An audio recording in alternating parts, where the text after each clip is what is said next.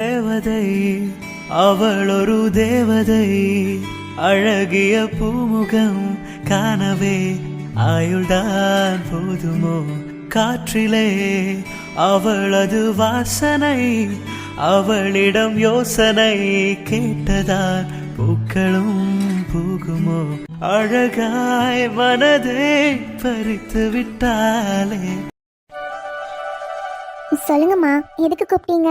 மீரா, மாப்பிள்ள என்னடா பண்றாரு? அவரு அப்பா கூட தான் உட்காந்து பேசிட்டு இருந்தாருமா. அப்படியா? சரி சரி. மீரா, மாப்பிள்ளைக்கு என்ன பிடிக்கும் பிடிக்காதுன்னு உனக்கு ஏதாச்சும் தெரியுமாமா? ஏன்னா திடீர்னு அவர் தங்குறேன்னு சொன்னதே எனக்கு ரொம்ப ஷாக்காக தான் இருந்துச்சு. தங்கிட்டாங்க, ரொம்ப சந்தோஷம். இருந்தாலும் அவருக்கு பிடிச்ச மாதிரி நம்ம சமைச்சு போடணும்லம்மா, அதான் கேட்குறோம். உனக்கு எதாவது தெரியுமா? ஆ சித்தி, எனக்கு எனக்கு எதுவும் தெரியாதே. ஆமா ராணி, இவளும் போய் அங்க ஒரே நாள் தானே தங்கினா. அதுக்கப்புறம் தான் அங்க போய் தங்கவே இல்லையே. எப்படி தெரியும்? என்ன பண்றது? அவருக்கு பிடிச்ச மாதிரி சமைச்சு போடணும்னு ஆசையா இருக்கு. ஆனாலும் விடுங்கக்கா, நம்ம சமைச்சு போடுவோம். அவரு எல்லாமே சாப்பிட்டு பாருன்னு தான் தோணுது. இல்லைன்னா அன்னைக்கு ஃபோன் பண்ணி அப்புறமா கேட்டு பார்க்கலாம்க்கா. அவருக்கு பிடிச்சதா எதா சொன்னாங்கன்னா அதுவே நம்ம சமைச்சு போடலாம்ல. கரெக்டு ராணி, கரெக்டு. அன்னிக்கிட்ட ஃபோன் பண்ணி கேட்டால் அவங்களுக்கு தெரியும் பார்த்தியா. அப்புறமா ஃபோன் பண்ணி என்னென்னலாம் பிடிக்கும்னு நான் கேட்டு வைக்கிறேன். அப்போ தான் ராத்திரிக்கு எதாவது சமைக்க முடியும். ஆமாக்கா. மீரா, ஒன்று பண்ணு. மாப்பிள்ளையே ரூமுக்கு கூட்டிகிட்டு போ. வந்ததுலேருந்து அதே ட்ரெஸ்ஸில் இருக்கார் இல்லைம்மா. அவருக்கும் ஃப்ரெஷ்ஷப் ஆகணும்னு தோணும் பார்த்தியா. பெட்டிலாம் பாரு, ரூமில் தானே வச்சுருக்க. கூட்டிகிட்டு போய் புது டவல்லாம் இருக்கும் பாரு, பீரோவில் அடுக்கி வச்சுருக்கேன். அதுலேருந்து ஒன்று எடுத்து கொடு, சரியா? அவர் ஃப்ரெஷ்ஷப் ஆகட்டும். ஆ சரிங்கம்மா. அப்புறம் மீரா, இனிமே இந்த சுடிதார்லாம் அவ்வளவா போடக்கூடாது. நீ வெளியே வேலைக்கு போறப்போ போட்டுக்கோ, ஒன்றும் தப்பு இல்லைம்மா. ஆனா கல்யாணம் ஆன பொண்ணு, புதுசா கல்யாணம் இருக்கு, புடவெல்லாம் கட்டினாதாண்டா நல்லது. ஒன்று பண்ணு, புடவைய கட்டிட்டு வா, சரியா? சித்தி, என்கிட்ட ரொம்ப கம்மியா தான் புடவை இருக்கு, அதனாலதான். ஒன்றும் இல்லைம்மா, இப்போதைக்கு இருக்கிற புடவைய கட்டிக்கோ. அப்புறமா பவித்ரா எங்கேயாச்சும் வெளியே போனானா அவ கூட போயிட்டு வா. அவ கூட போனீன்னா 2 பேரும் சேர்ந்து கொஞ்சம் புடவையா வாங்கிட்டு வந்துருங்க, சரியா? ஆமா மீரா, அம்மாவே சொல்லணும்னு நினைச்சேன். போய் ஏதாச்சும் ஒரு நல்ல புடவையா கட்டிட்டு வா. ம் சரிம்மா. இதுதான் மீராவோட ரூமோ? உள்ள கூட்டிட்டு வந்துட்டு எங்க போனாங்க? சார். ஆ சொல்லுங்க. சார், உங்க ரூம் மாதிரி பெருசாலாம் இருக்காது, சின்ன ரூம் தான் சார். உங்களுக்கு இந்த ரூம் பிடிக்கலனா அங்க அக்காவோட ரூம் இருக்கு சார். அந்த ரூம் வேணா நீங்க யூஸ் பண்ணிக்கிறீங்களா? அது கொஞ்சம் பெருசா இருக்கும் சார். ஆனா எனது கொஞ்சம் சின்னதா தான் இருக்கும் சார். அதெல்லாம் ஒன்றும் வேண்டாங்க. எனக்கு இந்த ரூமே ஓகே தான். ம் சார், ஹாஸ்பிட்டல்லேருந்து வந்ததுலேருந்து நீங்கள் இன்னும் ஃப்ரெஷ்ஷப் ஆகவே இல்லைல்ல, அதான் ரூமுக்கு கூட்டிகிட்டு வந்தேன். இந்தாங்க சார், இது புது டவல் தான், புதுசாக வாங்கி வச்ச டவல் தான். இதை யூஸ் பண்ணிக்கோங்க. இந்தாங்க சார்.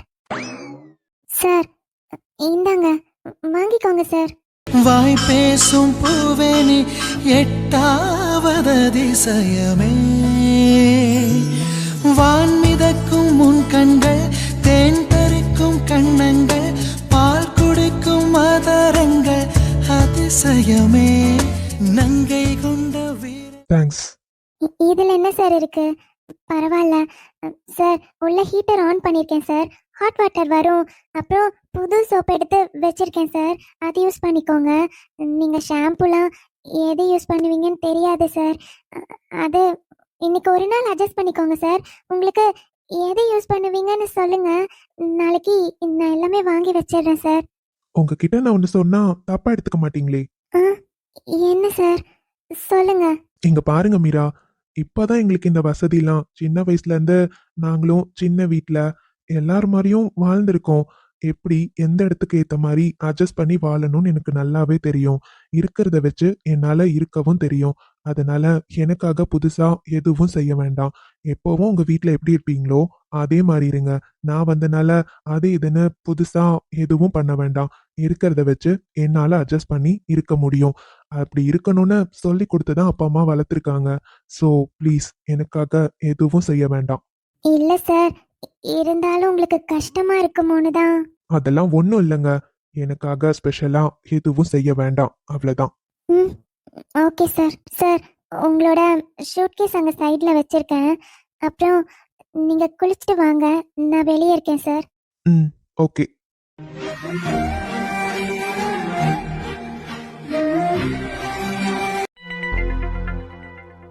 தீனா இதெல்லாம் ரயில்வே ஸ்டேஷன் கூட்டிட்டு வந்து நிக்க வச்சிருக்க? என்ன ஸ்ரீனி, நான் தான் ஆல்ரெடி உன்கிட்ட சொன்னேன்ல ட்ரெயின் புக் பண்ணிருக்கேன் ஊருக்கு போறதுக்குன்னு. அதெல்லாம் சரிதான் தீனா. இருந்தாலும் நம்ம மேரேஜ் நாம 2 பேரும் தான் பண்ணிக்கிட்டோம். ஃபர்ஸ்ட் டைம் என்ன உன் வீட்டுக்கு கூட்டிட்டு போறேன். அப்பனா நீ என்ன பண்ணிருக்கணும்? எவ்வளவு பெரிய பணக்காரன், கார்ல எல்லாம் என்ன கூட்டிட்டு போயிருக்கணும். நீ என்னன்னா ட்ரெயின்ல புக் பண்ணி என்ன கூட்டிட்டு போக போற. அதுவும் இந்த ரயில்வே ஸ்டேஷன் பாத்தியா எப்படி இருக்குன்னு? இதெல்லாம் நிக்கிறதுக்கே ஒரு மாதிரி இருக்கு. உன்னோட வைஃப்னா நான் எப்படி இருக்கணும்? என்ன தீனா நீ சொல்றதெல்லாம் சரிதாம்மா.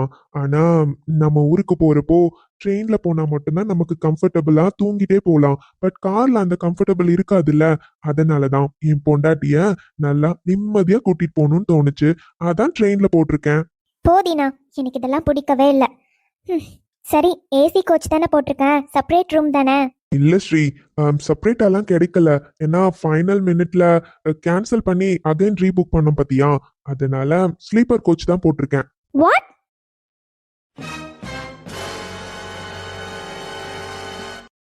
என்ன சொன்ன? ஸ்லீப்பர் கோச்சா? என்ன தீனா நீ? ஏசி கோச் கூட போட முடியாதா உன்னால? ஏசி கோச்லாம் மந்த் வைஸ்க்கு முன்னாடியே புக் பண்ணணும். உனக்கு தெரியாதா என்ன? ஃபைனல் மினிட்ல புக் பண்ணா எப்படி கிடைக்கும்? அதனாலதான் ஸ்லீப்பர் கோச் போட்டிருக்கேன். This is too much Deena. First of all உன்னால எப்படி இந்த மாதிரி டிராவல் பண்ண முடியுதுன்னு எனக்கு தெரியல. What is this Deena? இதுல என்ன இருக்கு ஸ்ரீ? என்னால முடியும். உனக்கும் போக போக பழகிடும். வாட்? இங்க பாரு, இதுக்கப்புறம்லாம் என்னால ட்ரெயின்லலாம் எங்கேயும் வர முடியாது. எங்கேயாச்சும் போகணும்னா நம்ம கார்ல போயிட்டு வரலாம். என்னவோ எனக்கு இதெல்லாம் ஒரு மாதிரி இருக்கு. கார்ல தானே? Okay okay. சரி, அங்கிள் ஆன்ட்டிக்கு இன்ஃபார்ம் பண்ணியாச்சா? நம்ம மார்னிங் அங்க ரீச் ஆனோனே கிராண்ட் வெல்கம் இருக்கும்ல? கோர்ஸ் பேபி, அது கூட இன்ஃபார்ம் பண்ணாம இருப்பேனா? நீ எதிர்பார்த்ததை விட பெஸ்டாவே உனக்கு வெல்கம் இருக்கும். No worries. Okay okay.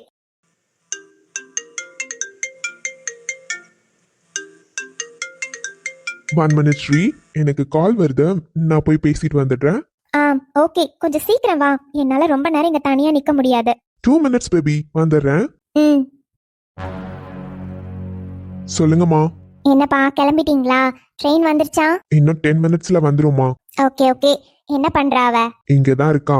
ஏமா? இல்ல, ட்ரெயின்ல புக் பண்ணிருக்கியே, எதுவும் சொல்லலையா? நீங்க வரமா? இப்பதான் ஒரு பாடு கத்துனா.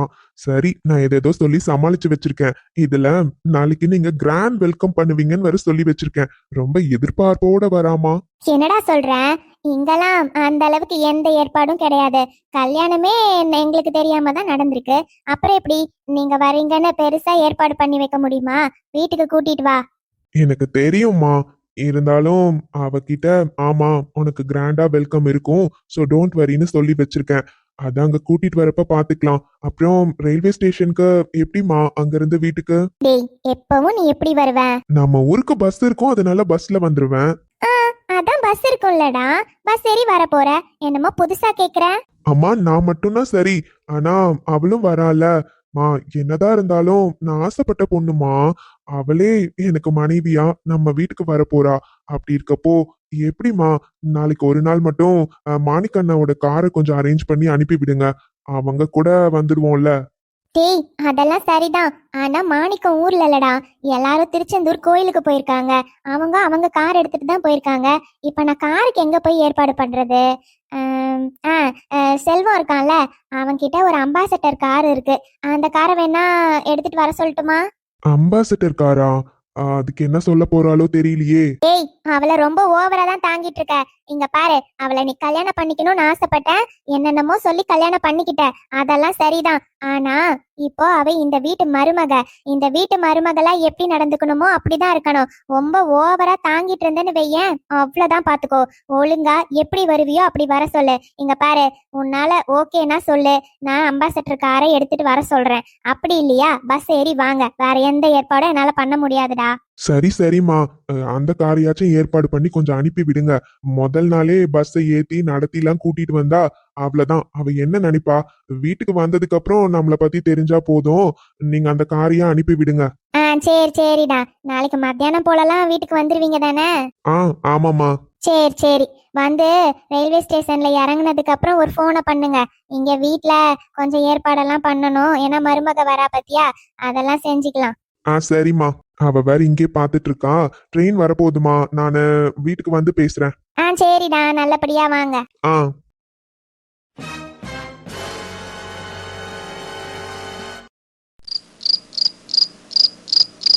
அப்பா, ஒரு வழியா சமாதானம் ஆயிட்டாளா இவன்?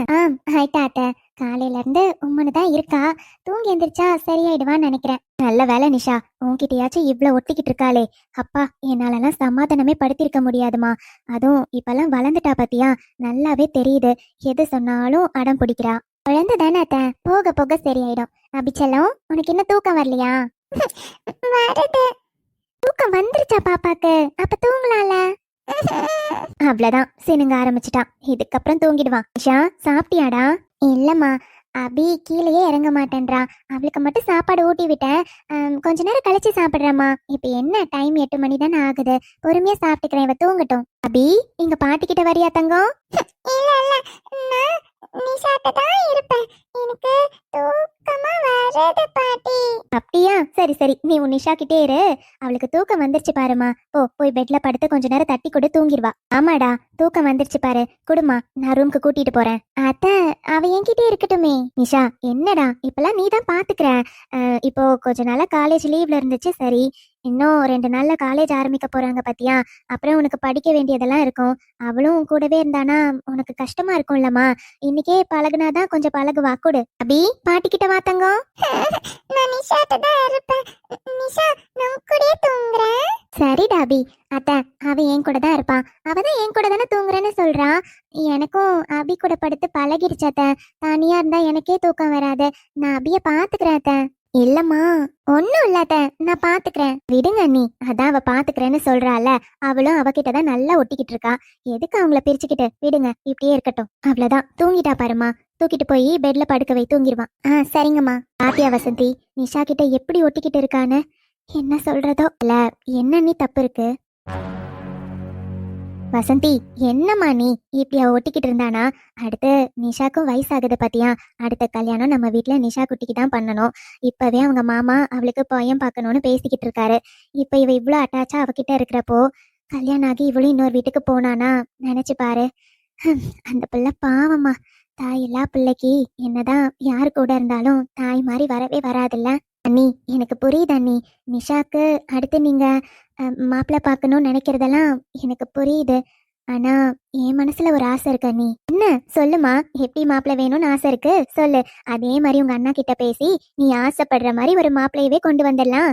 நம்ம நிஷாக்கு நல்ல பையனா கிடைக்கும். அண்ணி, என் புருஷன் போனதுக்கு அப்புறம் நீங்க தானே அண்ணி எங்களுக்கு எல்லாமே. என் பிள்ளைங்கள நீங்கெல்லாம் எப்படி பாத்துக்கிறீங்கன்னு எனக்கு தெரியாதா அண்ணி. ஆனா என் மனசுலயும் ஒரு ஆசை இருக்கு அண்ணி.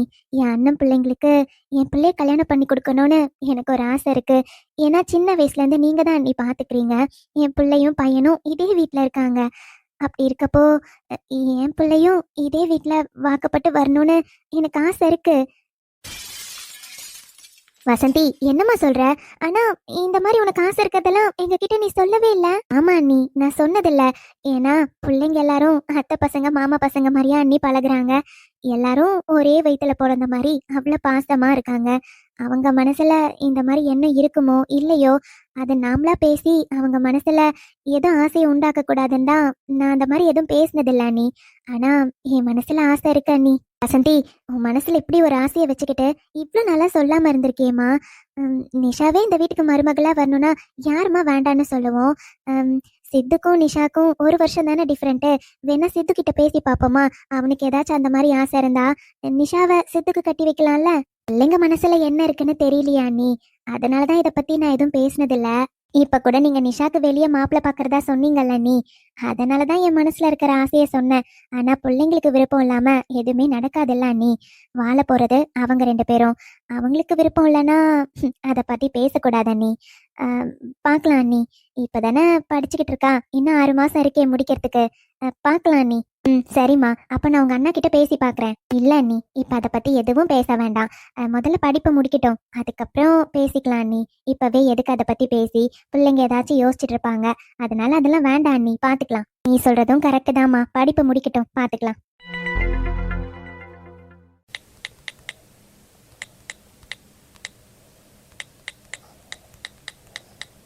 மாமா, என்ன ஷில்பா? என்ன மாமா நீங்க ஹைதராபாத் போயிட்டு வந்திருக்கீங்க, எனக்கு ஏதாச்சும் கிஃப்ட் வாங்கிட்டு வந்தீங்களா மாமா? என்ன வாங்கிட்டு வந்தீங்க? என்ன கிஃப்டா? ஆ, எப்பவுமே நீங்க எங்கேயாச்சும் போயிட்டு வந்தா எனக்கு வாங்கிட்டு வருவீங்கல்ல மாமா. ஷில்பா, அப்ப நீ சின்ன பொண்ணு, அதனால ஏதாச்சும் நீ கேட்டிருப்ப, நான் வாங்கிட்டு வந்து கொடுத்துருப்பேன். அதுக்காக இப்பவும் எங்க போயிட்டு வந்தாலும் உனக்காக வாங்கிட்டு வரணும்னு ஏதாவது இருக்கா என்ன? அதெல்லாம் நான் எதுவும் வாங்கிட்டு வரல. இப்பவும் நான் சின்ன பொண்ணு தானே மாமா. பார்க்க மட்டும்தான் சின்ன பொண்ணு, செய்யற வேலைலாம் பெரிய பொண்ணு மாதிரி தானே பண்ணிட்டு இருக்க. என்ன சொல்றீங்க? நான் என்ன சொல்றேன்னு உன் மண்டைக்கு நல்லா உரைக்கும். இங்க பாரு, இதுக்கப்புறம் என்கிட்ட அது வேணும் இது வேணும்னு முன்னாடி எக்ஸ்பெக்ட் பண்ற மாதிரி எதுவும் எக்ஸ்பெக்ட் பண்ணாத. என்னால எதுவும் கொடுக்கவும் முடியாது, உனக்காக ஸ்பெசிஃபிக்கா என்னால எதுவும் வாங்கி தரவும் முடியாது. புரியுதா? இப்ப எதுக்கு இங்க வந்த? உனக்கு வேலை இல்லையா? நான் தனியா உட்காந்துருந்தா வந்துருவியா பேசுறதுக்கு? கிளம்பு. உங்ககிட்ட எக்ஸ்பெக்ட் பண்ணாம வேற யார்கிட்ட எக்ஸ்பெக்ட் பண்ண முடியும்? எனக்கு என்ன வேணும்னாலும் சின்ன வயசுல இருந்து பார்த்து பார்த்து நீங்க தான் வாங்கி கொடுத்துருக்கீங்க. அதே மாதிரி தான் இப்பவும், ஏன் இதுக்கப்புறமும் எனக்கு என்ன வேணும்னாலும் நான் உங்ககிட்ட தான் மாமா கேட்பேன். நீங்க எப்பவும் போல எனக்கு வாங்கி கொடுத்து தான் ஆகணும். சின்ன வயசுல இருந்து உன்னை நான் என் தங்கச்சி மாதிரி நினைச்சேன். அதனால நீ எது கேட்டாலும் இல்லைன்னு சொல்லாம எனக்கு ஒரு சிஸ்டர் பாண்டிங் இருந்தனால தான் வாங்கி கொடுத்தேன். ஆனா நான் அதை வாங்கி கொடுத்தது எவ்வளவு தப்புன்னு எனக்கு தான் நீ புரிய வச்சிட்டியே. நான் சிஸ்டரா நினைச்சேன், பட் நீ வேற மாதிரில நினைச்சிருக்க. அந்த மாதிரி நோக்கத்துல இருக்கன்னு தெரிஞ்சதுக்கு அப்புறமும் அதெல்லாம் வாங்கி கொடுக்கறதுக்கு நான் என்ன லூசா? இங்க பார், இதுக்கப்புறம் உனக்கு என்ன வேணும்னாலும் நான் உனக்காக எதுவும் செய்ய மாட்டேன். உனக்கு ஏதாச்சும் வேணுமா? உங்க அம்மா கிட்ட கேளு, இல்ல உங்க மாமா அத்தை கிட்ட கேட்டு வாங்கிக்கோ. Don't expect anything from me, okay? மாமா மாமா, இப்படி நீங்க சொல்லிட்டீங்கன்னா நானு அப்படியே அழுதுட்டு பயந்துட்டு ஐயோ மாமா இப்படி பண்ணிட்டீங்கன்னு நினைப்பேன்னு நினைக்கிறீங்களா? சான்ஸே இல்லை மாமா. நான் முடிவு பண்ணிட்டேன், எப்பயா இருந்தாலும் கண்டிப்பா நான் நினைச்சதுதான் நடக்கும். அந்த நம்பிக்கை எனக்கு இருக்கு. கண்டிப்பா என் அம்மா அதை எனக்கு நடத்தி வைப்பாங்க. சோ எப்பவுமே நீங்க எது வாங்கினாலும் அது எனக்கு மட்டும்தான் மாமா. Shut up Shilpa. என்ன பேசுறேன்னு தெரிஞ்சுதான் பேசுறியா? இந்த மாதிரிலாம் என்கிட்ட பேசுறதுக்கு உனக்கு என்ன அவ்வளவு தைரியம்? நானும் சின்ன பொண்ணாச்சே, கோவப்படக்கூடாதுன்னு பொறுமையா பேசிட்டு இருந்தா உன் இஷ்டத்துக்கு பேசிட்டு இருக்க. இங்க பார், இதுக்கப்புறமும் இதே மாதிரி பேசிட்டு இருந்த, அதுக்கப்புறம் வேற மாதிரி நான் ஆக்ஷன் எடுக்க வேண்டியதா இருக்கும். ஞாபகத்துல வச்சுக்கோ. கிளம்படி. சின்ன பொண்ணா படிப்புல மட்டும் கான்சென்ட்ரேட் பண்ணி எப்படி உயர்ந்து வரலான்னு யோசி. அதை விட்டுட்டு தேவையில்லாததெல்லாம் யோசிச்சுட்டு இருக்க. சீ, கிளம்பு. என்ன மாமா என்கிட்ட இப்படியெல்லாம் பேசுறீங்க? வேற எப்படி பேச முடியும்? நானும் பொறுமையா பேசிட்டு இருந்தா ரொம்ப ஓவரா தான் நடந்துக்கிறேன். ஒழுங்கா உன் வேலை என்னமோ அத மட்டும் பாரு. இதே மாதிரி பண்ணிட்டு இருந்த அப்புறம் விஸ்வாவை வேற மாதிரி பாப்ப நீ. Vishwa, stop it Shilpa. இன்னொரு முறை என்கிட்ட இப்படி பேசின அவ்வளவுதான். உன் வேலை என்னமோ அத மட்டும் பாரு. கிளம்பு. சீ. என்ன பார்த்து சீனு சொல்லிட்டல. இருடா, இந்த ஷில்பா என்ன பண்றேன்னு பாரு. உன்னை அடைஞ்சே தீருவேன்.